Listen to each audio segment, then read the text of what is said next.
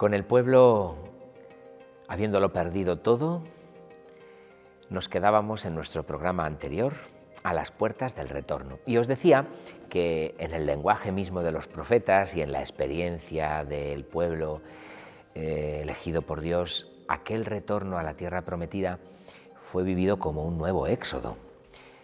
Todos los que vamos a misa o rezamos un poco con la Sagrada Escritura, tenemos en la cabeza y en el corazón el pasaje del capítulo 40 de Isaías, que dice,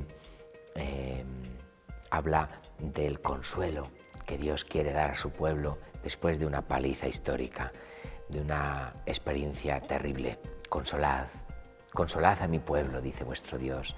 Hablad al corazón de Jerusalén, que se ha cumplido su paga y que ya está, ya ha recibido paga suficiente por sus pecados. ¿Y ahora qué hay que hacer? Pues mira, preparad el camino al Señor, allanad sus sendas. Yo creo que a cualquiera que sabe de qué va el Adviento le suenan estas palabras, ¿no? Son de un profeta que solemos llamar segundo Isaías, porque está dentro del libro del profeta Isaías, pero no es el Isaías del siglo VIII antes de Cristo, sino que es un profeta del destierro, evidentemente, pero que anuncia, como podemos escuchar en estas palabras, el retorno como un nuevo éxodo a la tierra prometida. El retorno a la tierra prometida no fue tan glorioso como se esperaba, y el chasco fue monumental. Porque, bueno, lo primero que hay que recordar o entender es cómo sucedió este retorno. Este segundo Isaías, este profeta que llamamos segundo Isaías y que es la segunda parte del libro que llamamos del profeta Isaías, habla de Ciro, rey de Persia, como ungido del Señor. Un hombre pagano que en absoluto tuvo nunca la fe de Abraham y que es llamado por el profeta ungido del Señor. ¿Y eso cómo es posible? Pues porque el pueblo de Israel ha llegado a una conclusión en el destierro. Los judíos, que ya podemos llamarlos así, después del destierro, han entendido que Dios no es que sea su Dios en medio de tantos dioses, no, es el único. El monoteísmo nace precisamente en la experiencia del destierro, cuando ellos ven cómo los demás pueblos invadidos y desterrados se llevan sus propios dioses.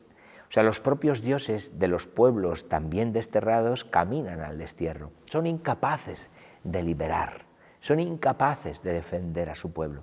En cambio, en manos del Dios de Israel está la historia de todos los pueblos de la tierra, no solo la de Israel, la historia del mundo. Porque Él es el creador. Ahí nacen los pasajes de la creación que están al principio de la Sagrada Escritura y que precisamente son compuestos sobre todo en el destierro, cuando el pueblo se da cuenta de que solo Dios es Dios. Escucha, Israel, el Señor nuestro Dios es el único Señor. Amarás al Señor tu Dios con todo tu corazón, con toda tu alma, con todas tus fuerzas, con toda tu mente, con todo tu ser. Las palabras que hoy te digo quedarán en tu memoria, se las repetirás a tus hijos y hablarás de ellas estando en casa y yendo de camino, acostado y levantado. Que podíamos llamar el credo de Israel, la oración más importante que todo judío reza por la mañana y al atardecer y en los momentos más importantes de su vida, las bodas, los entierros, la circuncisión, por supuesto. Pues el Shema, que así se llama, por la primera palabra, escucha, nace de esta conciencia de que Dios es Dios, el único Dios, y en su mano están todos los poderosos de la tierra, Nabucodonosor incluido, y Ciro también. Ciro es el rey de Persia que acaba con el imperio babilónico, y con una política más tolerante que la de los babilonios, los persas deciden que puedan volver los pueblos a su sitio y restaurar el culto. Les parece más inteligente no ser tan destructivos de las culturas diversas, sino ser capaces de aglutinarlas, de unirlas bajo una misma bandera, una misma corona. Así, el imperio persa, con un nuevo edicto, permite a los judíos regresar a la tierra prometida que habían perdido, y claro, pues para los oídos de los judíos este es el cumplimiento de las profecías de Jeremías, de Ezequiel, y la alegría es inmensa. Cuando el Señor cambió la suerte de Sión, nos parecía soñar, dice un salmo. La boca se nos llenaba de risas y la lengua de cantares.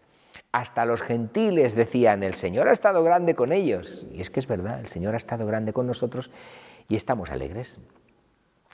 Esta es la experiencia del retorno. ¿Y qué se encontraron al retornar? ¿Por qué os decía que un chasco? Hombre, pues porque cuando llegan a la tierra que habían abandonado décadas antes, primero, los que llegan en buena medida no son los que partieron, porque muchos han muerto en el destierro, y los que llegan son sus hijos, que han oído hablar del pasado glorioso de Israel, de la belleza del templo, de la tierra que emana leche y miel, y allí no hay más que ruinas. El templo está destruido, no hay medios para reconstruirlo, no hay fuerzas, no hay quién. Incluso hay un intento como de restauración de la monarquía con Zorobabel, no sale en absoluto, porque el imperio persa no está por esa labor. Y los que están por allí, los sátrapas del imperio persa, pues no entienden muy bien y miran con malos ojos la reconstrucción del templo y ponen todo tipo de trabas. Bueno, los libros de Esdras y Nehemías que hablan de la reconstrucción del templo, los profetas que tienen que animar al pueblo, como el profeta Ageo o Zacarías, pues dan buen testimonio y dejan constancia de lo difícil que fue aquello y de cómo el desánimo se apoderó enseguida del pueblo judío. Otra palabra de Dios para nosotros. Dios a veces permite que toquemos fondo, como por ejemplo le pasó a Israel en el destierro, que lo perdamos todo lo que Dios nos ha dado, todo lo que Dios ha hecho con nosotros, las experiencias tan bonitas que ha permitido en nuestra vida, en nuestro propio itinerario espiritual, pues a veces Dios permite que todo se destruya para que nos demos cuenta de que solo Dios es Dios, de que solo Él lleva la historia de todos los hombres, también la nuestra, de que nada bueno se debe a nosotros sino a Él, de que nosotros solo tenemos la capacidad de estropearla, pero no de hacer la obra de Dios. Y una vez que hemos tocado fondo, hemos aprendido estas cosas, pues Dios empieza a hacer otra cosa con nosotros, algo nuevo. Y nuestra tentación es hacerlo de antes.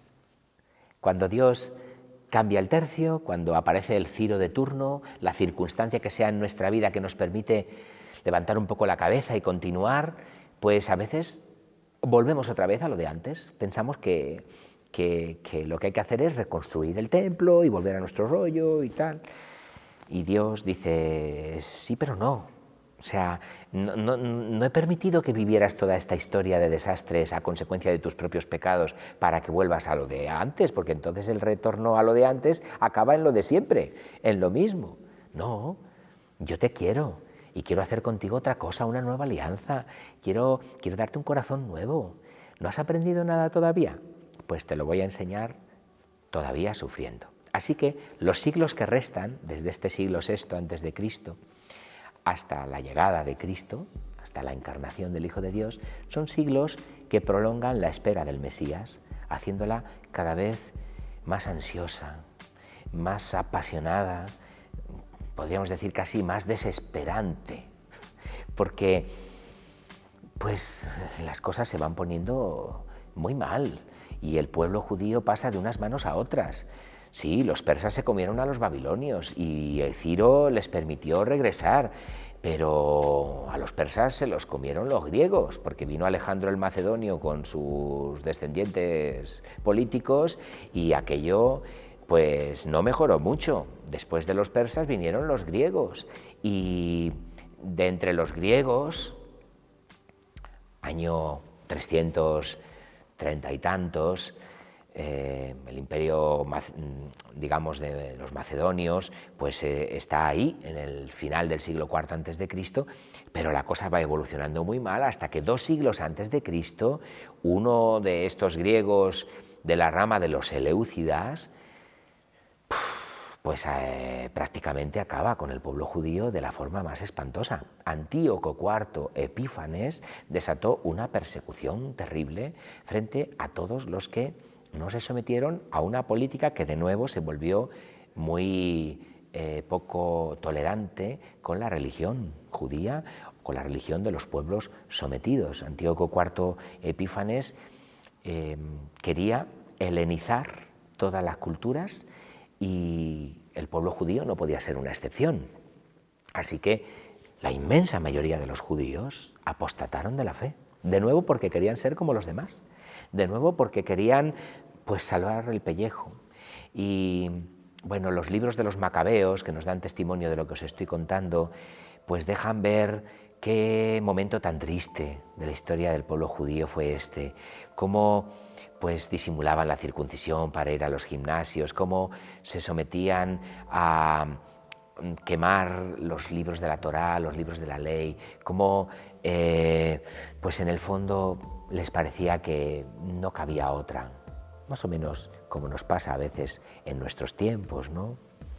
Bueno, pues sí, ser fieles a los mandamientos de Dios, sí, ya sabemos que todo eso es importante, pero es que eran otros tiempos, los de nuestras abuelas y los de la gente piadosa de siglos pasados. Nosotros ahora pues vivimos en esta época y ya pues el pecado pues no está tan claro, ¿verdad? Y pues ¿qué le vamos a hacer? Pues hay que adaptarse, porque es que si no nos adaptamos vienen sobre nosotros muchas desgracias. Aquí hay un punto que a mí me parece realmente muy interesante en el camino de revelación que Dios sigue con su pueblo. Y es que Israel, en su religiosidad natural, durante mucho tiempo pensó que si era bueno, Dios le bendecía, y si era malo, Dios le castigaba. Pero con el paso del tiempo fue descubriendo que este axioma no es exactamente así, que la justicia de Dios, pues en este mundo no siempre se ve. Y por tanto, a ver si va a ser que hay justicia después de la muerte. Porque, claro, en tiempo de los macabeos, no es que si eres bueno Dios te bendice y si eres malo Dios te castiga, que está claro que no, porque a muchos malos les va estupendamente y a muchos buenos les va fatal. No, no, es que si intentas ser fiel a la alianza, tienes el martirio garantizado. O sea, te van a matar precisamente por ser fiel y no esperes que Dios venga a salvarte, que va, te matan, te matan. Esto es lo que vivieron los macabeos. Hay episodios realmente impresionantes como el de una madre que anima a los 7 hijos. En el segundo libro de los Macabeos se nos cuenta a dar la vida, a morir en fidelidad a la alianza, porque se ha desarrollado ya en el pueblo judío una fe en la vida eterna, en la resurrección de la carne.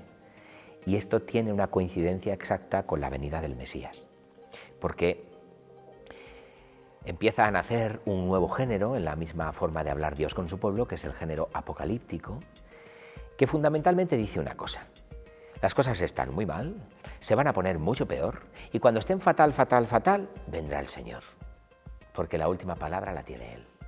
Este género, que es de revelación de los últimos tiempos, aparece ya en profetas, sobre todo Daniel, dentro del Antiguo Testamento, que es el mismo género que usará San Juan en el último libro de la Biblia, que llamamos precisamente por eso libro del Apocalipsis. Y esto es muy importante para comprender en qué expectativa se encontraba el pueblo antes de que llegara el Mesías, antes de que nuestro Señor pisara nuestra tierra. De eso hablaremos en el próximo programa.